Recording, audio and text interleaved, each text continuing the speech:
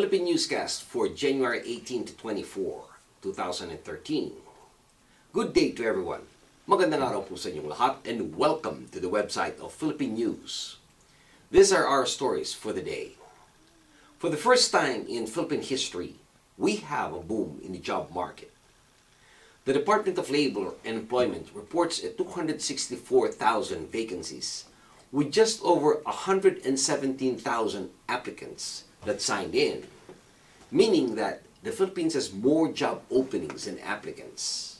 Malacanang spokesperson Abigail Valte on January 15 announced a statement sent to President Benigno Aquino from the Labor and Employment Secretary Rosalinda Baldos regarding the PhilJobNet, the official portal of the Philippine government, and for the first time in its history, the number of vacancies on the website has outpaced the number of applicants, and it's also an all-time high compared to only an average of 40,000 a month last July of 2010.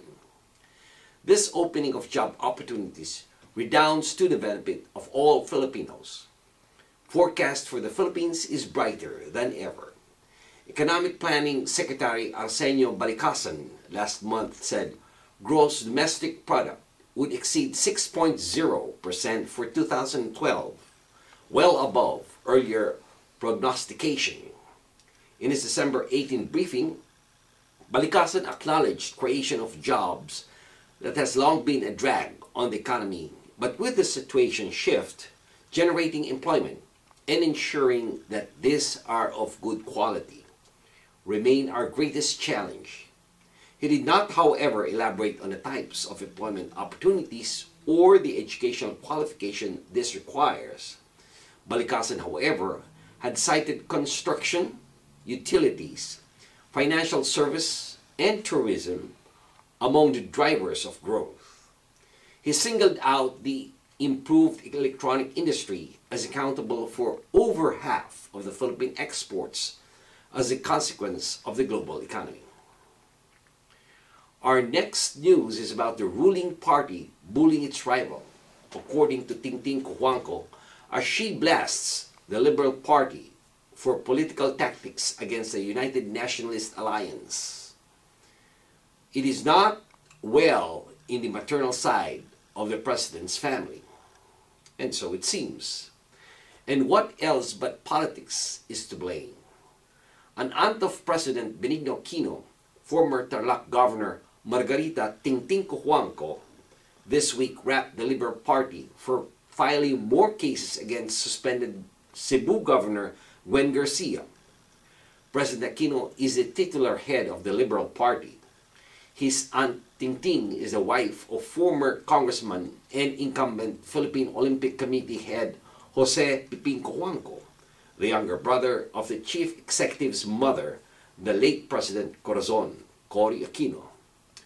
Tingting Cojuangco agreed to run for senator in this year's midterm elections under the United Nationalist Alliance, or the UNA, headed by the triumvirate of Vice President Jejomar Binay, Senate President Juan Ponce Enrile, and former President Joseph Estrada.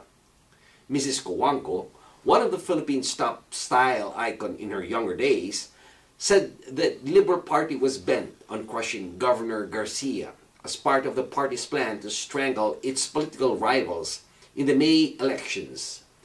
Binay and company have pointed to the Liberal Party's president, who is on leave, and current Department of Interior Local Government Secretary Mar Rojas as the mastermind behind the move against Garcia, who is an ally of UNA.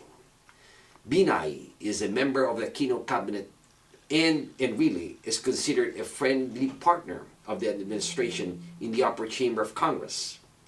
Even Estrada has maintained close ties with the president, but the three UNA leaders have long declared Rojas as the enemy.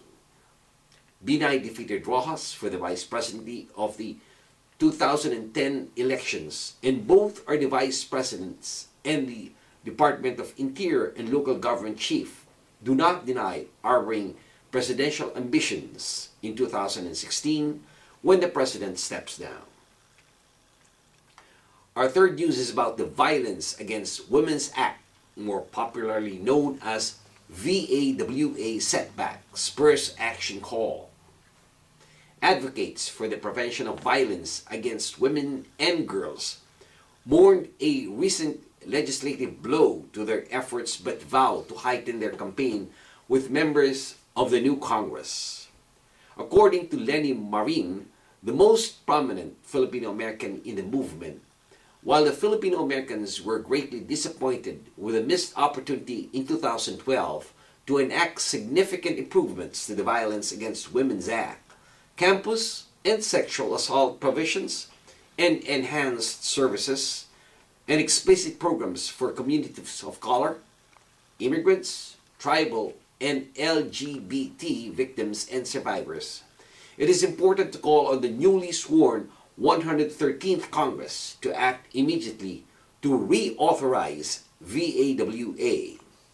The Senior Vice President of Futures Without Violence, the San Francisco-based Policy Institute, formerly known as Family Violence Prevention Fund, was referring to the January 1st failure by the United States House of Representatives to advance VAWA with additional protection for the three groups she has named, which were not covered in the original law first passed in 1994. The VAWA was the first legislation of its kind when then-Senator Joe Biden introduced it as part of the Violent Crime Control and Law Enforcement Act of 1994. With bipartisan support of 226 sponsors in the House and 68 in the Senate, the legislation passed and was signed into law by President Clinton in September of that year.